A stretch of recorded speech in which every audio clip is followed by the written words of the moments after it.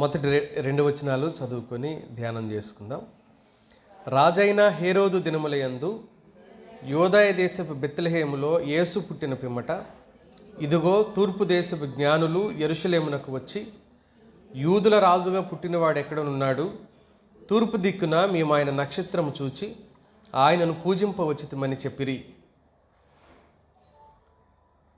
ఇక్కడ ఒక time mention చేశాడు మత్తయి. అది ఎప్పుడు జరిగిందంటే అంటూ రాజైన హేరోదు దినముల్లో జరిగిన ఈ సంఘటన ఆనాటి యూదా ప్రజానికానికి చెప్తున్నాడు ఆయన. తూర్పు దేశం నుంచి కొందరు జ్ఞానులు యేసును ఆరాధించడానికి యోదయ దేశంలో ఉన్న బెత్లెహేముకు వాళ్ళు వచ్చారు అని చెప్తుంది దేవుని వాక్యం. వారందరి ఉద్దేశం ఒకటే. వారి అందరి ఉద్దేశం ఏంటంటే, యేసుని వెతకి కనుక్కొని ఆయన్ని ఆరాధించాలి, లేక పూజించాలి. యేసుని వెతకి ఫస్ట్ ఆయన్ని కనుక్కోవాలి, ఆయన్ను ఆరాధించాలి. నిజానికి వీరి గురించి ఏం చెప్పబడుతుందంటే బైబిల్లో, తూర్పు దేశంలో ఉన్న జ్ఞానులు, సాధారణంగా మనకి ఇంగ్లీష్లో కూడా వైజ్ మెన్ అనే రాసింది, కానీ మూలంలో MAGI అని రాసి ఉంటుంది. మ్యాగీ అనే పదం రాసి ఉంటుంది. అంటే అర్థం ఏంటంటే మహా. మనం మ్యాగీ ప్యాకెట్లు చూస్తాంగా, దాని మీద మ్యాగీ అని ఉంటుంది. దాని అర్థం కూడా అదే, మహా అంటే గొప్పది, గొప్పవి అని. బహుశా వీళ్ళు ఎంత గొప్పవాళ్ళు అయి ఉండొచ్చో మనకి క్లారిటీ లేదు, కానీ వీళ్ళు చాలా గొప్పవాళ్ళు అని. ఆ ప్రాంతంలో పాలకులుగా, పరిపాలకులుగా కూడా ఉంటే ఉండవచ్చు. ఉన్నత శ్రేణికి చెందిన వ్యక్తులుగా వీరిని అభివర్ణిస్తుంది దేవుని వాక్యం. ఎంతటి ఉన్నతమైన వ్యక్తులైనా వీళ్ళకున్న ఆలోచన ఏంటంటే, యేసుని వెదకి మరీ కనుక్కోవాలి అని. యేసు పుట్టినప్పుడు వీళ్ళు వారి ప్రయాణం, ఆ నక్షత్రాన్ని చూచి వారు ప్రయాణమయ్యారు అని వాక్యం చదువుతున్నాం. యేసును కనుగొనే సమయానికి అప్పటికి యేసు ప్రభు వారికి దగ్గరికి 2 సంవత్సరాల వయసు వచ్చేసింది. 1.5 సంవత్సరం దాటిపోయింది. అందుకనే హేరోదు ఏమన్నాడు, 2 సంవత్సరాల లోపు ఉన్న పిల్లల్ని చంపండి అని ఈ జ్ఞానులు వచ్చి చెప్పిన తర్వాతే ఆయన నిర్ణయం తీసుకున్నాడు. ఈ మాట మనం 2వ అధ్యాయం 10-11 వచనాల్లో చూడొచ్చు.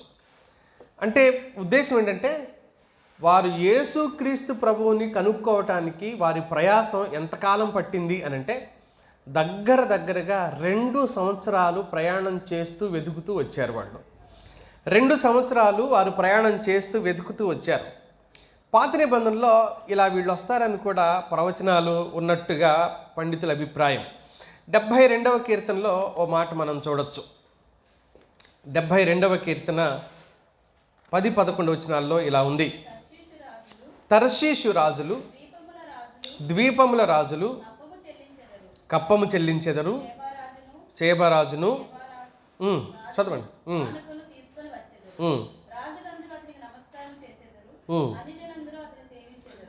ఆయనకి కప్పం కడతారు.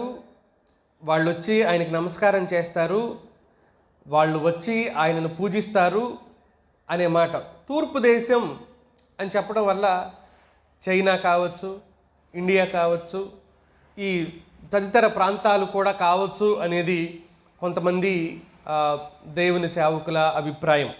సరే, అవునో కాదో విషయం పక్కన పెడితే, ఆయనను ఆరాధించడానికి, ఆయనను సేవించడానికి ఈ జ్ఞానులు ప్రయాణమయ్యారు అన్నమాట మనం చూడొచ్చు. యెషయా రాసిన గ్రంథంలో మరో సందర్భాన్ని చూద్దాం. యెషయా రాసిన గ్రంథం 60వ అధ్యాయం 3వ వచనంలో ఈ మాట ఉంది. జనములు నీ వెలుగునకు వచ్చెదరు, రాజులు నీ ఉదయకాంతికి వచ్చెదరు. 6వ వచనంలో కూడా ఒంటెల సమూహము మిద్యాను ఎయీఫాల లేత ఒంటెలను నీ దేశం మీద వ్యాపించును, వారందరూ షేబా నుండి వచ్చెదరు, బంగారమును ధూపద్రవ్యమును తీసుకుని వచ్చెదరు, యెహోవా స్తోత్రములను ప్రకటించెదరు అంటూ చెప్పాడు. వీళ్ళు వస్తారు, బంగారాన్ని ధూపద్రవ్యాన్ని తీసుకొచ్చి నీకు అర్పణగా ఇస్తారు, నీకు అర్పిస్తారు అనే మాట పాత నిబంధనలో చెప్పబడిన సందర్భాలు ఇవి. క్రీస్తు శకం 735లో క్రీస్తు శకం 735లో బీడ్ అనే ఒక భక్తుడు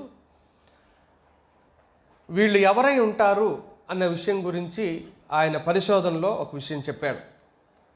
వాళ్ళు బహుశా ఆ పక్కనే ఉన్న అరబ్బీ కంట్రీస్ సంబంధించిన వాళ్ళు అయి ఉండొచ్చు అనేది కొందరి అభిప్రాయం. ఆయన కూడా దాన్ని కాదనలేకపోయాడు. ఆఫ్ఘనిస్తాన్ ఆ ప్రాంతం నుంచి వచ్చి ఉండవచ్చు అనేది ఆయన అభిప్రాయం కూడా. ఆయన ఏం చెప్తాడంటే, వాళ్ళు నాయకత్వం వహించిన వాళ్ళు 3 ఉన్నారని, ఆ 3 పేరు, ఒక ఆయన పేరు మెల్కియోర్ అని, ఒక ఆయన పేరు గాస్పర్ అని, ఒక ఆయన పేరు బెల్తాసరు అనే 3 పేర్లు ఆయన చెప్తాడు. సరే, అవునా కాదా అన్న విషయాలను మనం పక్కన పెట్టేస్తే, యేసుక్రీస్తు ప్రభువుని వెదకి కనుగొనడం కోసం వాళ్ళు చేసిన ప్రయాణం చాలా సాహసంతో కూడిన ప్రయాణం. అది చాలా చిన్న ప్రయాణం కాదు, చాలా పెద్ద ప్రయాణం. ఒకవేళ Afghanistan, Iraq, Pakistan, India, China ఈ చుట్టుపక్కల ప్రాంతాల నుంచి వచ్చినా సరే, ఆనాటి ప్రయాణ సాధనాలు, సౌకర్యాలు అనుకూలంగా లేని కారణం చేత దాదాపు 2 సంవత్సరాలు ప్రయాణం చేశారు. ఒక ఉన్నత శ్రేణికి చెందిన కుటుంబీకులు, వ్యక్తులు అయితే ఈనాటిలాగా ఆనాడు జేబులో కొన్ని డబ్బులు వేసుకొని వెళ్ళిపోతే ఎన్ని డబ్బులుంటే అన్ని అంతగా బయట తిరగచ్చు.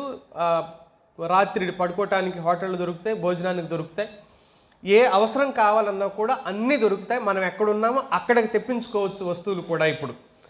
కానీ ఆనాడు అలాంటి హోటల్స్ కానీ సౌకర్యాలు కానీ లేని ప్రయాణం ఎలా ఉంటుందంటే, వాళ్ళు తమతో కూడా ఉన్నతమైన వ్యక్తులైతే తమతో కూడా కొంతమంది పనివారిని, వంట వాళ్ళని, సామాన్లు మోసేవాళ్ళని, తర్వాత 2 సంవత్సరాలకు సరిపోయే ధాన్యం లేకపోతే బియ్యం కావచ్చు, ఉప్పు పప్పులు కావచ్చు, వంట సామాగ్రికి సంబంధించినవి కావచ్చు, ఇవన్నీ ఏమవుతాయి అని అంటే వారితో పాటుగానే వేసుకొని ఈ మూట ముల్లె మొత్తం సర్దుకొని వంట పాత్రలు అన్నీ వేసుకొని పోతూనే ఉండాలి.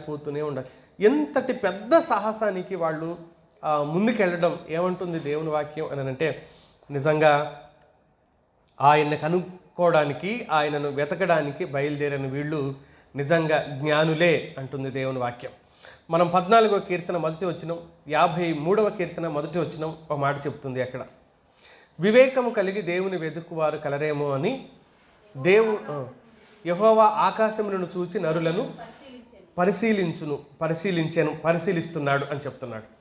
దేవుడు ఏం కోరుకుంటున్నాడంటే, ఆరాధించేవాళ్ళు చాలామంది ఉన్నారు కానీ వివేకంతో ఆరాధించేవాళ్ళు కావాలి అని ఆయన కోరుకుంటున్నాడు. వివేకంతో ఆరాధించేవాళ్ళు ఉంటే బాగుండును, నన్ను ఆరాధించేవాళ్ళు ఎలా ఉండాలి అని ఆయన ఆశిస్తున్నాడంటే, ఏదోలే ఆరాధన చేసేసామా అన్నట్టుగా కాకుండా వివేకంతో ఆరాధించాలి, నేను కోరినట్లుగా ఆరాధించాలి, నేను ఆశిస్తున్నట్లుగా వాళ్ళు నన్ను ఆరాధించాలి అని ఆయన కోరుకున్నాడు. అలాగే వాళ్ళు అలాగే ఆరాధించినట్లుగా దేవుని వాక్యం మనకు చాలా విషయాలు తెలియజేస్తూ ఉంది. నేను ఇందులో నుంచి 3 ఆలోచనలు మీ దృష్టికి తీసుకుని వచ్చే ప్రయత్నం చేస్తా. 3 ఆలోచనలు మీ తలంపుల్లో ఉంచడానికి నేను ప్రయత్నం చేస్తా. వాళ్ళు ఉన్నతమైన శ్రేణికి చెందిన వాళ్ళే అయినా కూడా, లేకపోతే రాజుల స్థానంలో ఉన్నప్పటికీ కూడా, ఈయన గురించి ప్రకటన గ్రంథం ఏం చెప్తుంది అంటే 19వ అధ్యాయంలో 16వ వచనంలో రాజులకు రాజు అని చెప్తారు. రాజులు వచ్చి రాజులకు రాజు అయిన వాడిని ఆరాధించటం అనేది ఇది ఒక సాధారణమైన విషయమే. కనుక ఈ ఉన్నతమైన వ్యక్తిని ఆరాధించడానికి ఉన్నతమైన వ్యక్తులే వచ్చారు అని దేవుని వాక్యంలో మనం చూడొచ్చు. నేను మొదటి ఆలోచనగా ఆయన్ను కనుగొన్న వారే జ్ఞానవంతులు అని మనం ఆలోచన చేయొచ్చు. ఆయనను కనుగొన్న వారే జ్ఞానవంతులు. నిజానికి జ్ఞానం అంటే ఏంటి అన్నదానికి సామెతల గ్రంథం, కీర్తనల గ్రంథం చాలా ఉదాహరణలు ఇచ్చింది. ఏం చెప్పారంటే, యెహోవా యందు భయభక్తులు కలిగి ఉండుటే జ్ఞానమునకు మూలం అని అన్నారు. నిజానికి ఆయన్ని భయభక్తులు కలిగి ఉంటే జ్ఞానానికి మూలం. కానీ దేవుని వాక్యంలో ఇంకా విస్తారంగా చెప్తూ ఉంది. అదేంటి అంటే, ఆయనను వెదకి నిజంగా కనుగొన్నవాడు కూడా జ్ఞానవంతుడే అని వాక్యం చెప్తుంది. చాలామందికి ఆసక్తి ఉంటుంది, దైవిక సంబంధమైన ఆసక్తి. ఆ ఆసక్తి ఎలా ఉంటుంది అంటే సరైన మార్గంలో ఆ ఆసక్తి కొనసాగకపోతే అది తప్పు మార్గంలో కూడా వెళ్ళిపోయే ప్రమాదం ఉంది. తప్పు మార్గంలోకి వెళ్ళిపోయే ఆలోచనలో కూడా చాలామంది ఉంటారు. యూదులు చాలా ఆసక్తి పరులే. ఎంతటి ఆసక్తి పరులు యూదులు అని అంటే వారి మతం కోసం, వారి జాతి కోసం, వారి దేవుడి కోసం ప్రాణాలు కూడా అర్పించగలిగినంతటి ఆసక్తి పరులే. అయితే వారి ఆసక్తిని గురించి పౌలు ఏం మాట్లాడతాడు అని అంటే రోమీలకు రాసిన పత్రిక 10వ అధ్యాయం 2వ వచనంలో ఇలా అన్నాడు. రోమీలకు రాసిన పత్రిక, వారు దేవుని యందు ఆసక్తి గలవారని నేను వారిని గూర్చి సాక్ష్యం ఇస్తున్నాను, అయినను వారి ఆసక్తి జ్ఞానానుసారమైంది కాదు. వారికి ఆసక్తి ఉంది కానీ ఆ ఆసక్తి ఎలాంటిది కాదు అని అంటే జ్ఞాన సంబంధంగా వాళ్ళు ఆసక్తిలో లేరు. అంటే జ్ఞాన సంబంధంగా లేని ఆసక్తి ఏమైపోతుంది అని అంటే సమయం వ్యర్థమైపోతుంది. ఆ వ్యక్తి చేస్తున్న ఆ పని, ఆ ప్రయత్నం కూడా, ఆ బలం, దానికోసం పెట్టిన ఎఫర్ట్స్ అన్నీ కూడా, తన శక్తి సామర్థ్యాలు అన్నీ కూడా ఏమైపోతాయి అని అంటే వ్యర్థంగా మిగిలిపోతాయి. అందుకని ఏదైనా మనం పని చేస్తే అది భక్తి కావచ్చు, భౌతికం కావచ్చు, ఏదైనా కూడా మనం చేసే ప్రతి దాంట్లో ఆ ఆసక్తి ఎలాంటిదై ఉండాలి అని చెప్తుందంటే జ్ఞానానుసారంగా ఉండాలి అని చెప్పాడు. అజ్ఞానమైన పనుల వలన సమయం వ్యర్థం, కాలం వ్యర్థం, లేకపోతే దానికోసం పెట్టిన ఖర్చు వ్యర్థం, అంతా వ్యర్థమైపోతుంది. నీ మైండ్, నువ్వు పెట్టిన నీ శక్తి, నీ జ్ఞానం అన్నీ కూడా వ్యర్థమైపోతాయి. కానీ యూదులు ఆసక్తిని గురించి పౌలు మాట్లాడుతూ అదే జాతి నుంచి వచ్చిన వాడు స్వజాతి ప్రజల గురించి ఏం మాట్లాడుతున్నాడంటే నా జాతి ప్రజలు అజ్ఞానంగా ఉన్నారు, నా జాతి ప్రజలు అజ్ఞానంగా అమాయకంగా ఉన్నారు అని నేను చెప్పాడు. ఆయన్ని వెతికే దగ్గర, ఆయన్ని కనుగొనే దగ్గర, ఆయన్ని అర్థం చేసుకునే దగ్గర వాళ్ళు అందరూ కూడా తప్పిపోయారు అని చెప్తున్నాడు పౌలు. వారంతా కూడా తప్పు ఆలోచనలో ఉన్నారు, తప్పు మార్గంలోకి వాళ్ళంతా వెళ్ళిపోయారు అనేది పౌలు బాధ. అందుకని వేదన పడుతున్నాను నేను వాళ్ళ గురించి, మానని దుఃఖం కూడా ఉంది నాకు అంటాడు పౌలు.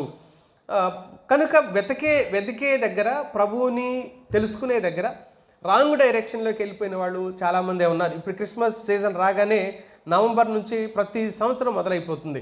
ఏంటి అంటే యేసుక్రీస్తు ప్రభు దేవుడు కాదు, చిటికీలు వేస్తుంటారు, జబ్బలు జరుస్తుంటారు, కొంతమంది దమ్ముంటే రండి చర్చ చేద్దాం రండి అని చెప్తూ ఉంటారు. నేను బహుశా 2021లోనేమో యేసుక్రీస్తు దేవుడు అని ఒక 50 వీడియోలు పైన చేసి ఉంటాను. చాలా చర్చ చేశాను అనమాట. కొన్ని ఆడియో, కొన్ని వీడియో పెట్టాను నేను. ఈ సీజన్ ఏమో ఒకవేళ యూట్యూబ్ అల్గారిథం వాటిని ముందుకు తీసుకొచ్చిద్దేమో, మాకు కూడా కనబడతా ఉంటాయి పైన పాత వీడియోలు. వెతికితే దొరకనివి కూడా అప్పుడప్పుడు రాత్రి ఒకటి కనపడింది నాకు, కనబడతా ఉంటాయి. ఇవి చూస్తారేమో ఆ పాత, ఇప్పుడు ఏమో భయపడి నంబర్లు పెట్టట్లేదు, అందులో భలే తిడతారు, బూతులు తిడతారు అనమాట. చంపుతానంటారా, ఫస్ట్ అడ్రస్ చెప్పరా అంటుంటారు, ఎక్కడుండవు అడ్రస్ చెప్పమంటుంటారు. ఈ మధ్యలో ఫోన్ నెంబర్ పెట్టట్లేదు. అంతకుముందు ప్రతిదానికి ఫోన్ నెంబర్ ఉండేది, అది తీసి ఫోన్ చేస్తారు, డిబేట్ చేస్తావా అని.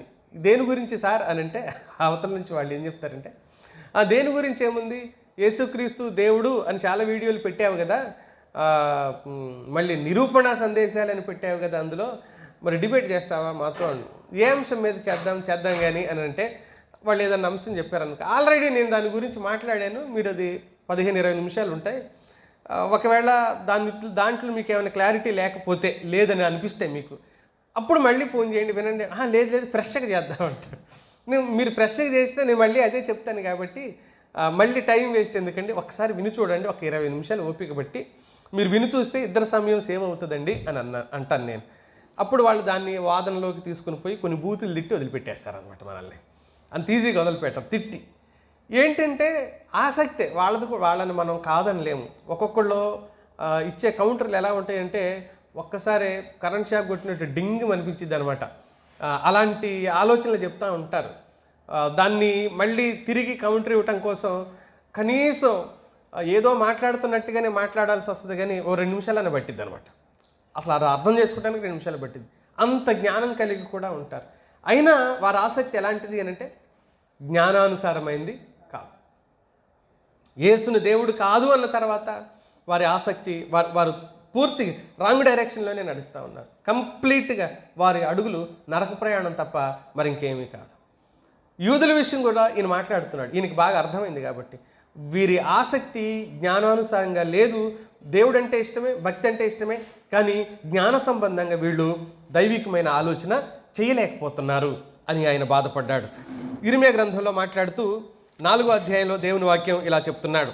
ఇర్మియా గ్రంథం 4వ అధ్యాయం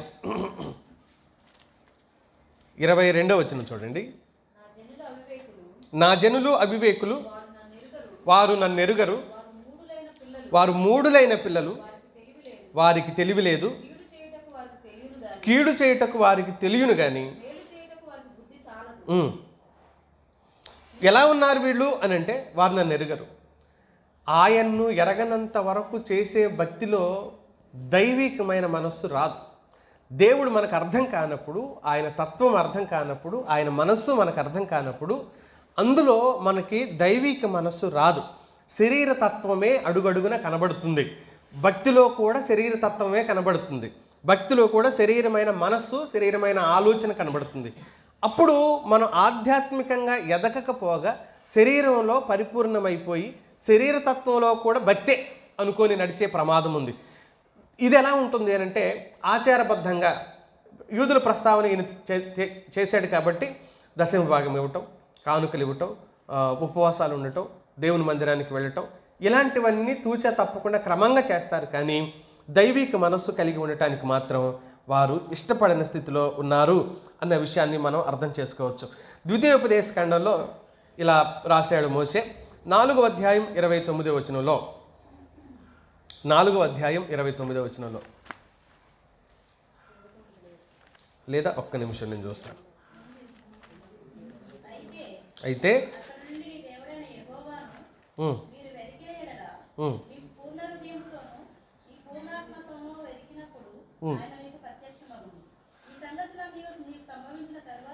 చాలు 29 చాలు. నీ పూర్ణ హృదయంతోనూ నీ పూర్ణాత్మతోనూ వెతికినప్పుడు ఆయన నీకు ప్రత్యక్షం అవుతాడు, ఆయన నీకు దొరుకుతాడు.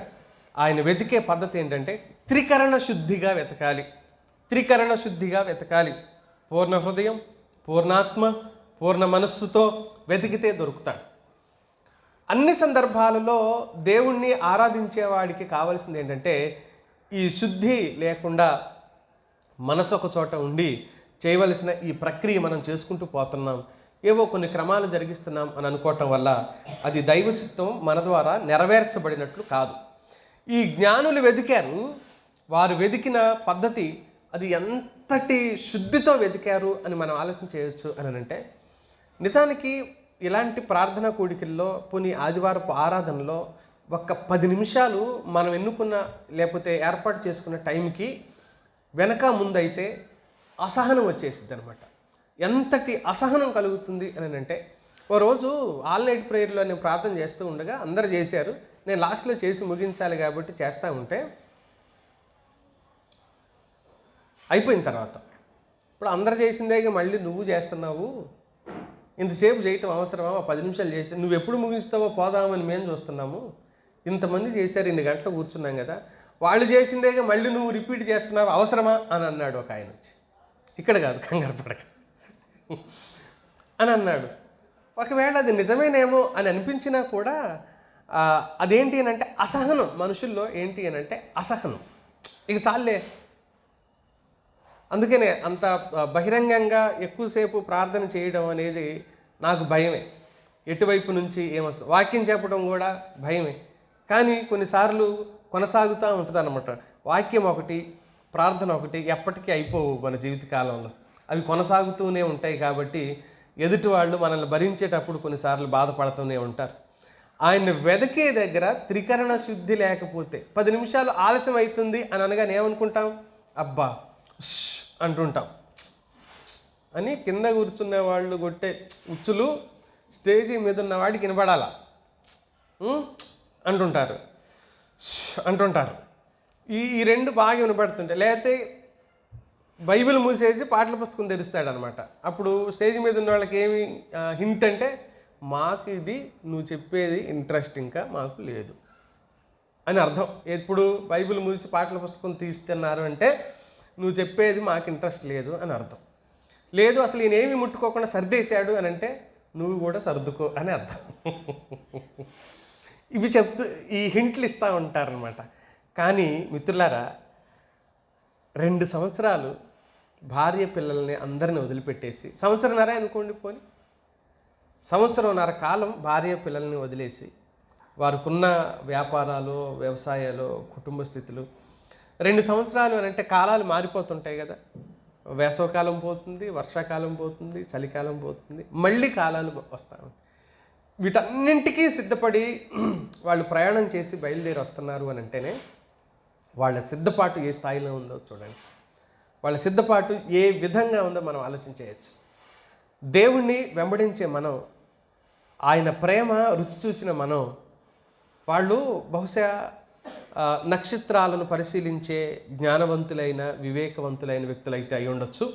అందుకనే ఆ నక్షత్రాన్ని వాళ్ళు గమనించటం, అది వాళ్ళకి దారి చూపించటం, ఇవన్నీ జరిగాయి. అంతటి జ్ఞానవంతులు వారు పనులన్నీ వదిలిపెట్టుకొని రావటం.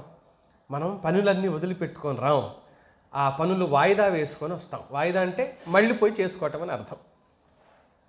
కానీ ఒక 10 నిమిషాలు కనుక మనకు ఆలస్యం అవుతుంది అని అంటే, లేదు మన సంఘంలోనే దూరంలో ఎక్కడో ప్రార్థన కూడికి పెట్టామనుకో, అమ్మ ఈరోజు అంత దూరం నేను రాగలనా రాలేనా? రాలేను. ఒకసారి సంవత్సరాల తరబడి ప్రయాణం చేస్తూ వెళ్ళడం అనేది సాధ్యపడే చర్య కాదు మిత్రులారా. కానీ వాళ్ళు ఆ పని చేశారు అని దేవుని వాక్యం చెబుతూ ఉంది. భక్తులు అలాగే వెతికారు. వెతికేటప్పుడు కూడా వాళ్ళ ఆశ, ఆలోచన మనసు నిండా ఏమి నిండిందో తెలుసా? హెబ్రీ పత్రిక 11:6లో మనకు తెలిసిన సందర్భం.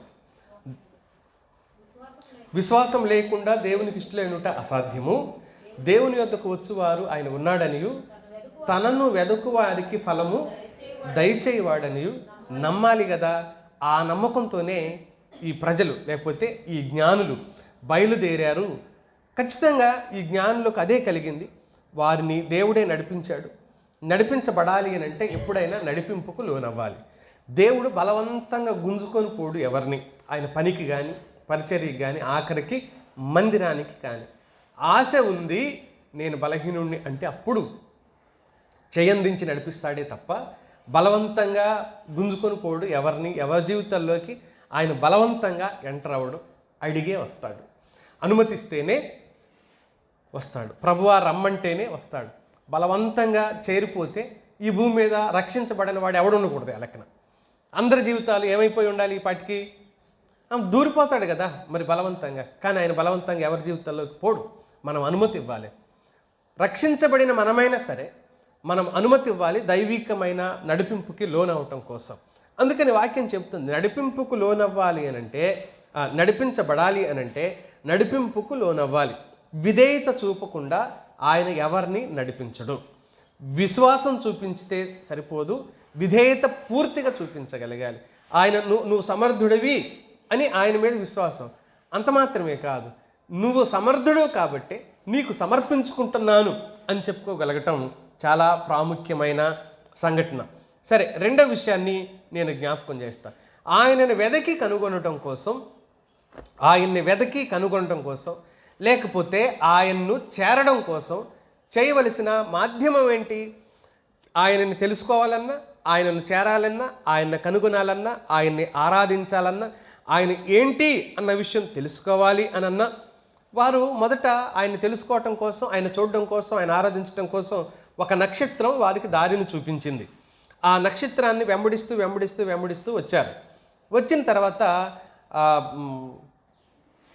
బెత్లెహేములో పుడతాడు అన్న విషయం అదొక్కటే వాళ్ళకి తెలుసు. ఎక్కడ, ఇల్లు ఎక్కడ అదేమీ తెలియదు. వాళ్ళు బయలుదేరి రాజు దగ్గర, హేరోజు దగ్గరికి వచ్చి ఇలా అడుగుతున్నారు. ఏమని అడిగారు? తూర్పు దిక్కున మేము ఆయన నక్షత్రంను చూచి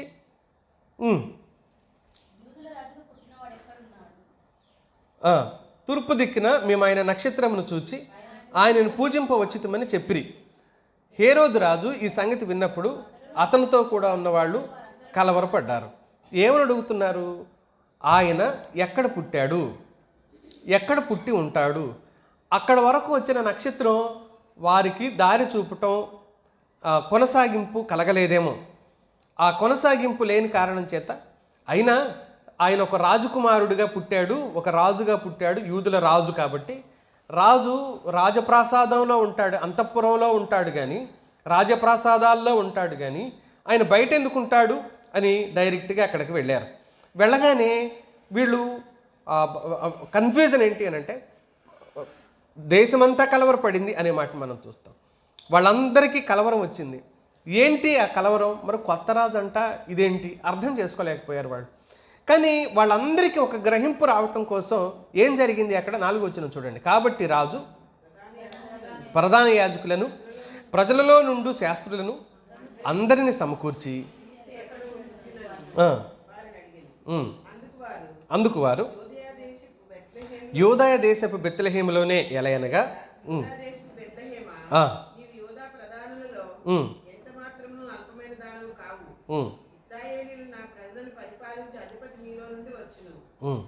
అని ప్రవక్త ద్వారా వ్రాయబడి ఉన్నదని అనే మాట చదువుతాం. ఆయన కనుగొనటానికి ఆ జ్ఞానులకి అవసరమైంది భౌతికమైన నక్షత్రం కాదు, సగం వరకే అది పనిచేసింది.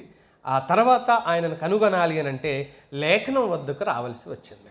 ఆయనను కనుగొనాలంటే ఈ రోజైనా అది ఏ రోజైనా లేఖనం ద్వారానే సాధ్యం. అంటే వాక్యం ద్వారానే ఆయనను మనము తెలుసుకోగలుగుతాం, వాక్యం ద్వారానే ఆయన్ని మనం గుర్తించగలుగుతాం, వాక్యం ద్వారానే ఆయన మనం అర్థం చేసుకోగలుగుతాం.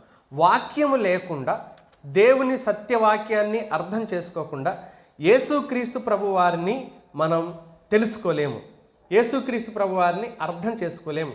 ఒక విచిత్రమైన మాట బైబిల్లో నాకు అనిపించిన విచిత్రమైన మాట 138వ కీర్తనలో మనం చదువుతాం. 2వ వచనంలో చూడండి. అన్ని నామముల కంటే పైనామం యేసునామం, కానీ ఇక్కడ చెప్తున్న మాట ఒకసారి చూడండి. నీ పరిశుద్ధాలయము తట్టు నేను నమస్కారము చేయుచున్నాను, నీ నామము అంతటి కంటే నీవిచ్చిన వాక్యమును గొప్ప చేసి ఉన్నావు. చాలండి.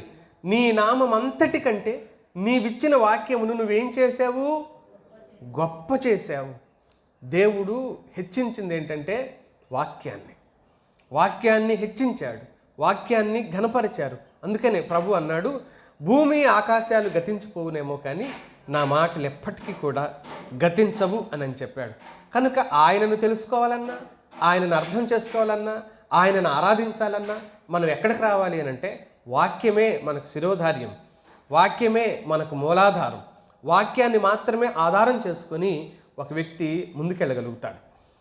లేకుండా, వాక్యము లేకుండా భౌతిక సంబంధమైన కొన్ని విషయాలు, ఆచారాలు, అలవాటులో, కొన్ని పద్ధతులో, కొన్ని క్రమాలో, ఇంకేమైనా కావచ్చు, అలాంటి వాటిని పెట్టుకొని, అలాంటి వాటిని పట్టుకొని ప్రభువుని ఆరాధించాలి, లేకపోతే దేవుణ్ణి ఆరాధించాలి, లేకపోతే దేవుణ్ణే తెలుసుకోవాలి అనుకుంటే అది సాధ్యపడే చర్య కాదు.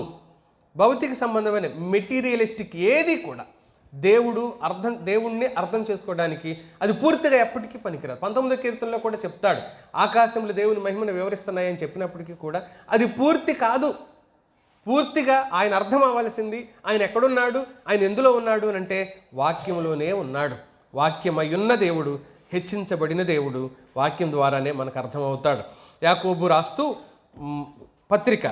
రాసిన పత్రిక 1వ అధ్యాయం 21వ వచనంలో దైవజనుడు ఇలా చెప్పాడు, అందుచేత సమస్త కల్మషమును విర్రవీగుచున్న దుష్టత్వమును మాని లోపల నాటబడి మీ ఆత్మలను రక్షించడానికి శక్తి గల వాక్యమును సాత్వికముతో అంగీకరించండి. వాక్యాన్ని ప్రేమించాలి, మనం ఆయన వాక్యాన్ని ప్రేమించాలి, ఆయన వాక్యాన్ని గౌరవించాలి. ఆయన వాక్యం మనకు ఒక వ్యసనమైపోవాలి, వాక్యము మనకు వ్యసనంగా మారిపోవాలి. వింటమైన, చదవటమైన, నేర్చుకోవటమైన, తెలుసుకోవటమైన వ్యసనం. అది లేకపోతే ఏమైపోతారు? తాగుబోతుళ్ళు ఉన్నారనుకో, తాగుతూ ఉంటారు. ఒకరోజు తాగకపోతే వాళ్ళకి ఏమవుద్ది? వణుకొచ్చేసిద్ది, వణుకుతూ ఉంటారు. ఎప్పుడైతే మళ్ళీ తాగుతారో స్థిరంగా ఉన్నట్టుగా ఉంటారు. అది ఒక వ్యసనం. బీడీ తాగేవాడు, సిగరెట్లు తాగేవాళ్ళు, గుట్కాలు లాంటివి తినేవాళ్ళు, వ్యసనం. అవి లేకపోతే వాళ్ళకి ఏదో కోల్పోయినట్టు, జీవితంలో ఏదో బలహీనమైపోతున్నట్టుగా, అనారోగ్యం పాలైపోతున్నట్టుగా వాళ్ళే ఫీల్ అయిపోతారు. అది వ్యసనం, అడిక్షన్. మనం కూడా వాక్యం నేర్చుకునే దగ్గర ఎలా మారిపోవాలి అని అంటే అడిక్షన్ అయిపోవాలి, అది ఒక వ్యసనం అయిపోవాలి. మనం తాగకపోతే ఎలా ఉండలేడో మనకు కూడా బైబిల్ వ్యసనమే కావాలి, అలా నేర్చుకోగలిగితే ఆయన మనకెంతో కొంత అర్థమవుతాడు. అలా నేర్చుకోవడం పట్ల ఇష్టపడితే ఆయన మనకు అర్థమవుతాడు. ఆయన్ని తెలుసుకున్నాం, అర్థం చేసుకున్నాం అని అనడానికి వీల్లేదు. ఆయన మహోన్నతుడు, ఆయన మహామహుడు, ఆయన అత్యున్నతుడు. ఆయన్ని మనమేదో మన చిన్న జ్ఞానంతో, మన చిన్న బ్రెయిన్తో ఆ సువిశాలమైన మహాదేవుణ్ణి ఈ చిన్న జ్ఞానంతో ఏదో అర్థం చేసుకున్నాం అని అనుకుంటే అది మన అజ్ఞానం తప్ప మరి ఇంకేంటి చెప్పండి? మన అజ్ఞానం తప్ప ఏంటి చెప్పండి? నేను అందుకే ఏదో కొంచెం తెలుసుకున్నాం తప్ప, రుచి చూడగలిగాము తప్ప ఆయన మనకు పూర్తిగా అర్థం చేసుకోవడానికి నిత్యం ప్రయత్నం చేస్తూ ఉంటే మనలో మనవాళ్ళు చాలామంది చాలాసార్లు అనేక మంది బాధితులు కూడా చెప్తూ ఉంటారు, ప్రతిసారి ఒక కొత్తగా అనిపించింది బైబిల్ అని అంటుంటారు. విన్నారుగా చాలాసార్లు, ఎందరో చెప్తుంటారు ఈ మాట. అవును, ప్రతిసారి ఎందుకు కొత్తగా అనిపిస్తుంది అని అంటే అర్థమవుతూ ఉంటాడు కాబట్టి కొత్తగానే అనిపిస్తూ ఉంటుంది. ఆయన అర్థమవుతున్న కొలది అది కొత్తగా అనిపిస్తుంది. అది పాతదే, అందులో పాతదే ఉంది, సంవత్సరాల తరబడి రాసే ఉంది. కానీ అర్థం చేసుకునే దగ్గర మన సామర్థ్యం తక్కువ అవటం వల్ల కాలానుగుణంగా అర్థమవుతున్న పరిస్థితులను బట్టి మనకు కొత్తగా, వింతగా, సంతోషంగా, ఆనందంగా అనిపిస్తూ ఉంటుంది. దానికి గల కారణం ఆయన మన పరిస్థితులను బట్టి, ఆయా సందర్భాలను బట్టి కొన్ని విషయాలు ఆయన ప్రత్యక్షపరచడానికి ఇష్టపడుతుంటాడు, బయలుపరచడానికి ఇష్టపడుతూ ఉంటారు. ఎవరో బోధకులు బోధిస్తుండగా మనం నేర్చుకోవడానికి అవకాశం కల్పిస్తూ ఉంటాడు. కాబట్టి నేర్చుకోవాలి అనే ఆసక్తి ఎప్పటికీ చావకూడదు మన బ్రతుకుల్లో.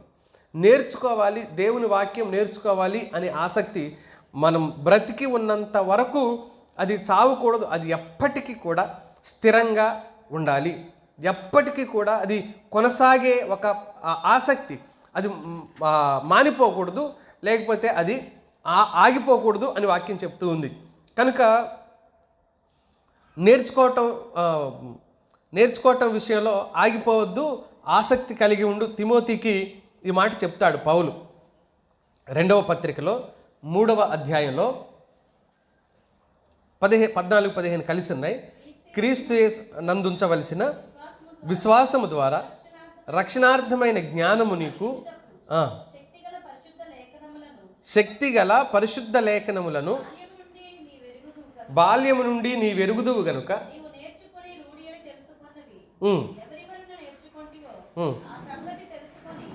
తిమోతికి పరిశుద్ధ లేఖనాలంటే బాల్యం నుంచి ఈయనకి ఆసక్తి ఉంది అనంట. అయినా ఈ లేఖనాలను తిమోతికి పరిచయం చేస్తే ఏమంటాడంటే, రక్షణార్థమైన జ్ఞానము నీకు కలిగించడానికి శక్తిగల పరిశుద్ధ లేఖనాలు ఇవి.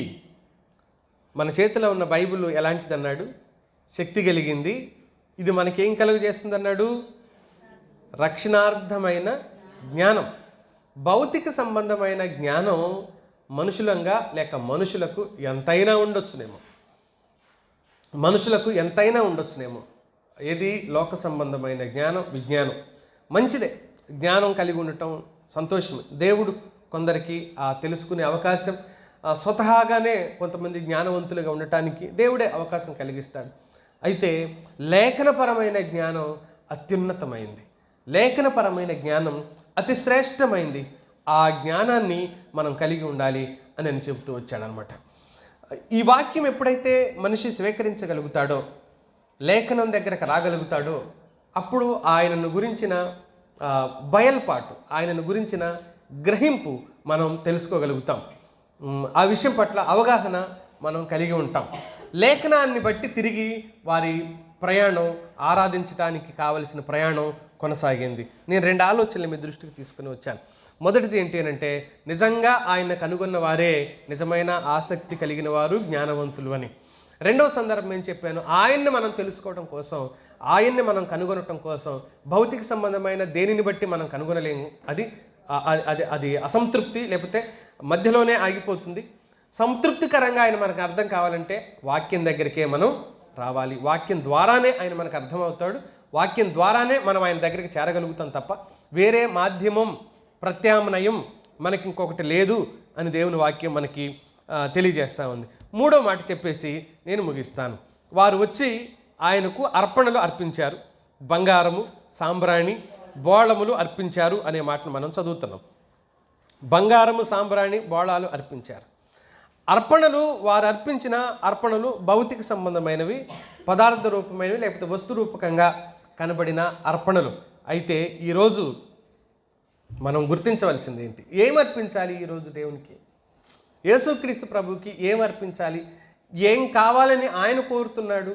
దేవుని వాక్యంలో మనమేదో కొన్ని అర్పించటం వలన ఆయన్ని తృప్తిపరిచామనో, లేకపోతే మనమేమో కొన్ని ఇచ్చినందువల్ల, ఏదో దశంభాగం ఇచ్చేవాళ్ళు దశంభాగం, ఇంకేదైనా కృతజ్ఞత కానుక ఇచ్చేవాళ్ళు కృతజ్ఞత కానుక, వీటన్నింటికంటే మనసులో నిశ్చయించుకున్న దాని ప్రకారం అని, లేకపోతే స్వేచ్ఛగా ఇచ్చేవాళ్ళని, ఉత్సాహంగా రకరకాల ఇవేమో భౌతిక ఇవ్వద్దు అని నా ఉద్దేశం కాదు.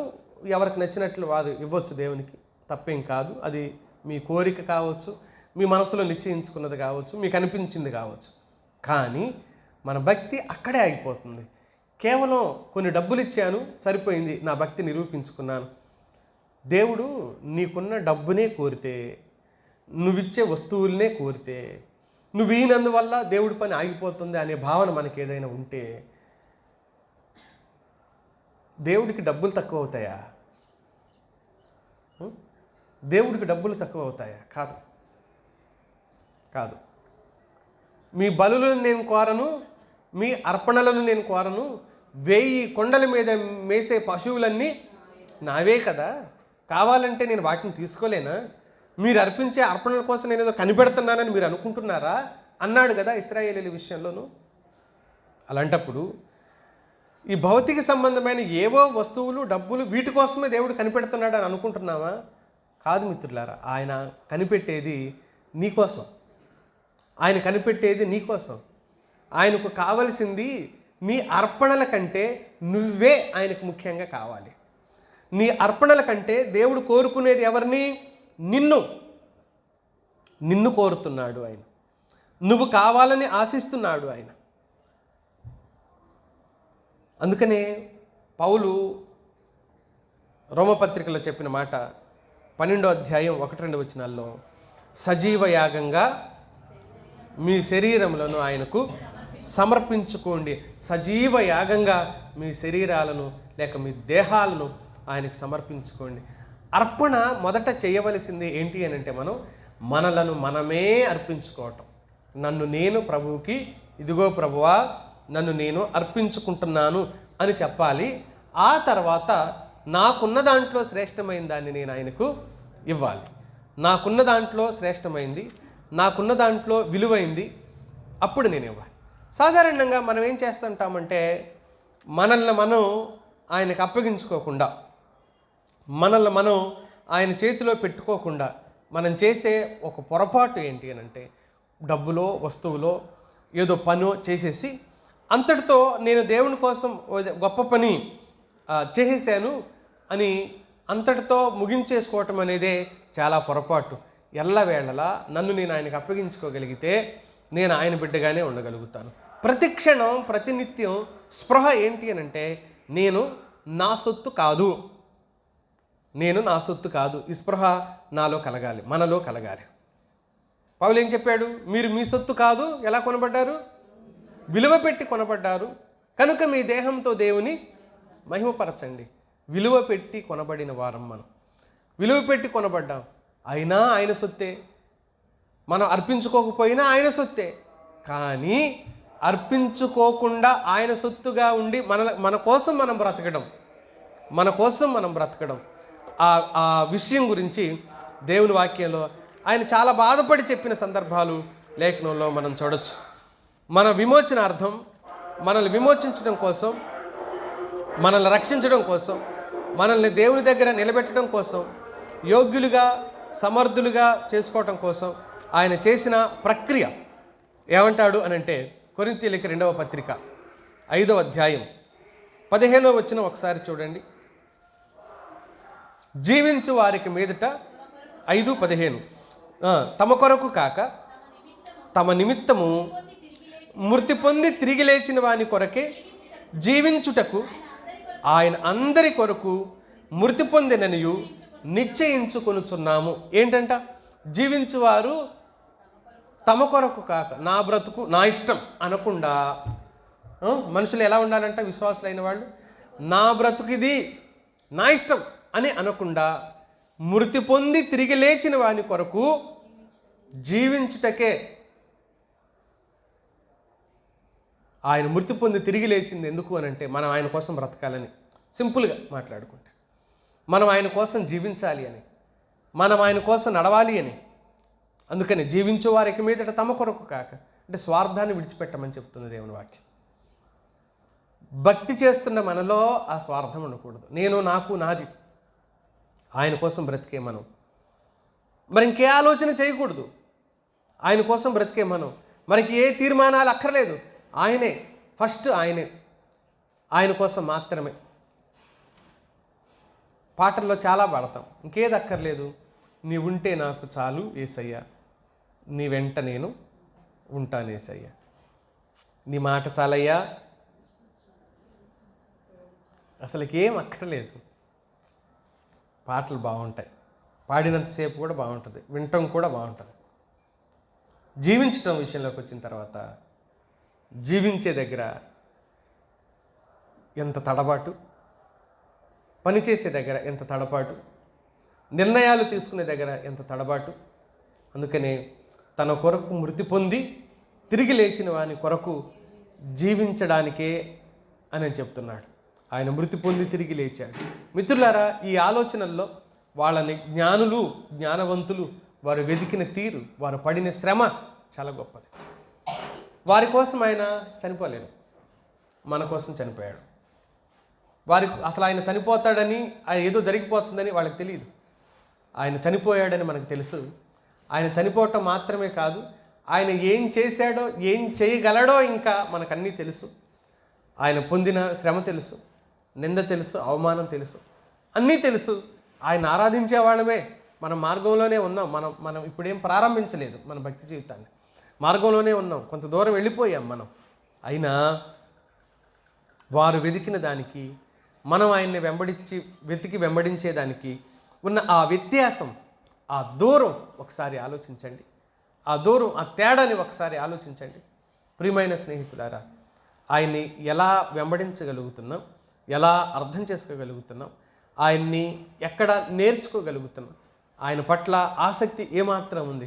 కేవలం అవసరాలను బట్టి ప్రభువుని వెంబడించే సమాజం, క్రైస్తవ సమాజం ఈరోజు ఎలా మారిపోయిందంటే, అవసరాలను బట్టి ప్రభువుని వెంబడించటం ప్రారంభించారు, అక్కరలను బట్టి ప్రభువుని వెంబడించటం ప్రారంభించారు. అంటే అవసరాలు తీరుస్తాడు, అక్కరలు తీరుస్తాడు, రోగమైతే స్వస్థతనిస్తాడు, అవసరమైతే అక్కరలు తీరుస్తాడు, ఆశీర్వాదాలు ఇస్తాడు. ఇవ్వడని నేను అనటం లేదు, ఖచ్చితంగా ఇస్తాడు, 100కు 100% ఇస్తాడు. అయితే నీ భక్తి అక్కడే ఆగిపోకూడదు అంటున్నాను, నేను ఇంకా కొనసాగాలి అంటున్నాను. ఆయన ఇవ్వగలడే, సమర్థుడే, అందులో ఎలాంటి అనుమానం లేదు, అనుమానించవలసిన అవసరమే లేదు. ఖచ్చితంగా సహాయం చేస్తాడు. అయితే ఆ సహాయాల దగ్గరే నువ్వు ఆగిపోవద్దు. ఆయనని ఇంకా తెలుసుకోవడం కోసం, ఆయనని ఇంకా నేర్చుకోవడం కోసం పౌలులా ముందుకెళ్ళిపోవాలి. ఆయనను, ఆయన పునరుద్ధాన బలమును ఎరగటానికి నేను ముందుకే కొనసాగుతున్నాను, నేను ముందుకే వెళ్ళిపోతున్నాను. ఎఫెసీయులకు రాసిన పత్రికలో పౌలు అంటాడు, ఆయన నేర్చుకోవడం అనే మాట 4వ అధ్యాయం 20-21 వచనంలో అన్నాడు.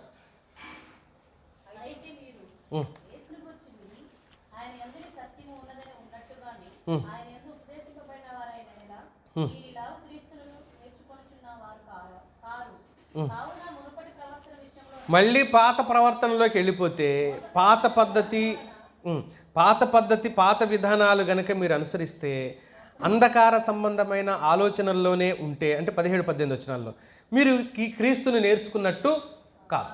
మీరు క్రీస్తుని నేర్చుకున్నవారు కారు. మీరు క్రీస్తుని నేర్చుకున్నవారా కాదా అని ప్రశ్నించుకోండి, పరీక్షించుకోండి అని దేవుని వాక్యం చెప్తుంది. కాబట్టి మిత్రులారా, మనం క్రీస్తుని నేర్చుకున్నామా? అయితే వాక్యం దగ్గరికి రావాల్సిందే. క్రీస్తుని వెతుకుతున్నామా? అయితే వాక్యం దగ్గరికి రావాల్సిందే. క్రీస్తుని తెలుసుకున్నామా? తెలుసుకుంటే ఎలా ఆరాధించాలి? వాక్యం దగ్గరికే మనం రావాలి. మన జ్ఞానం, మనకున్న ఆలోచన విధానాలు ఇవేవి కూడా లేకపోతే భౌతిక సంబంధంగా మనం తెలుసుకునేవి ఇవేవి కూడా పరిపూర్ణంగా ప్రభువుని తెలుసుకోవడానికి, నేర్చుకోవడానికి, ఆయన ఆరాధించడానికి మనకు ఎలాంటి సహకారము అందించలేవు. కాబట్టి వాక్యం దగ్గరికే రావాలి, ఆయన వెతకాలి. అర్పించవలసింది బంగారు సాంబ్రాణి బోళాలు కాదు, నిన్ను నువ్వే అర్పించుకోవాలి. దేవుడు ఆ కృప మనందరికీ దయచేయనుగాక. ప్రార్థన చేసుకుందాం. తలలు ఉంచుదాం. ఈ మాటలను బట్టి మనం ప్రార్థన చేసుకుందాం.